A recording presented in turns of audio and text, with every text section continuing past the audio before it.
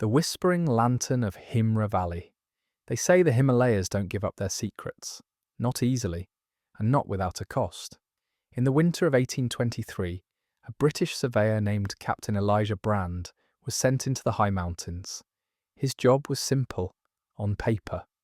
Map a remote area known as Himra Valley, far to the north, where the wind never stops and the snow never melts.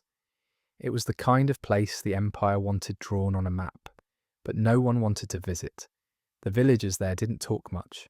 When they did, it was with short sentences and sideways glances.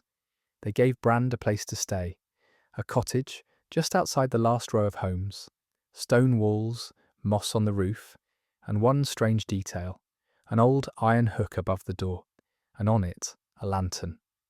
Dusty, cold, but still intact. Like it was waiting for someone to light it again. No one else lived there. No one wanted to. Brand asked why. The oldest man in the village said it still belongs to him, but didn't say who he was. That first night, Brand lit the lantern. The flame wavered in the glass. He watched it for a long time. Then he went to bed. But something woke him. Sometime after midnight, a sound faint and strange. Not a knock, not footsteps.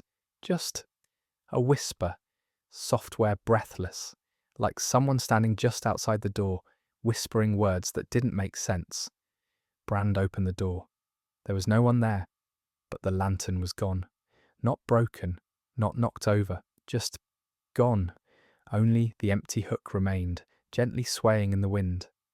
The next morning, Brand asked the villagers about it. No one answered, except one woman, older than the snow itself. She looked him in the eyes and said, "You lit it." He nodded. "You shouldn't have." Then she turned and walked away. Later that day, a boy approached Brand. He looked about 10, silent for a while. Then he said, "That house belonged to Amrit Das.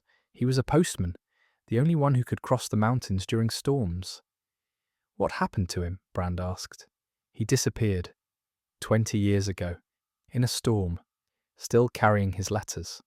The boy hesitated, then added, "But when someone lights that lantern, people say he tries to finish his route."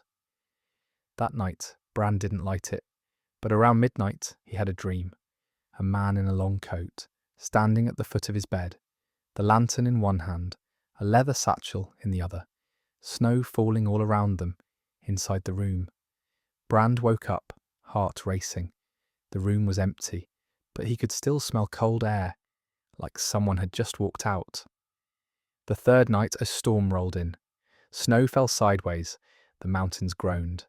And at the height of it all, the lantern reappeared, literature burning with a soft blue glow. He hadn't touched it, but there it was, swaying from the hook.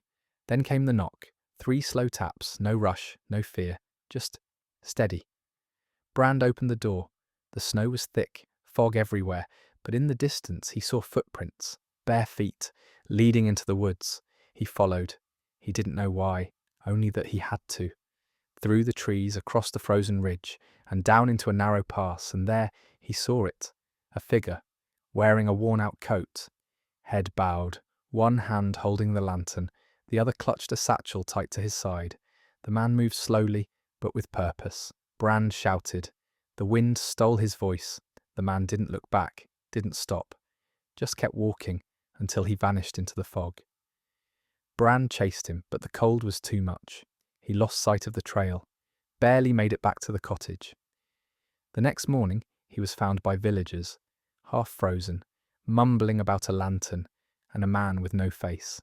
They didn't ask questions, they just told him, "Leave, before the next snow." But before he left, Brand walked once more to the edge of the village, to a spot the villagers never went, a pile of stones, half buried in ice. There, hidden beneath the rocks, he found it. A satchel. Old, leather cracked with age. Inside 5 letters, sealed untouched, each one addressed to villages long gone, each one signed Amrit Das. Brand took nothing. He left the satchel right where it was. He returned to Delhi and never spoke of Himra again. But years later, in his journals, a single line appeared, scrawled in the margins of a map. Some ghosts do not want peace. Some do not want revenge. Some only want to finish their work, even if it takes forever, as long as someone lights the lantern.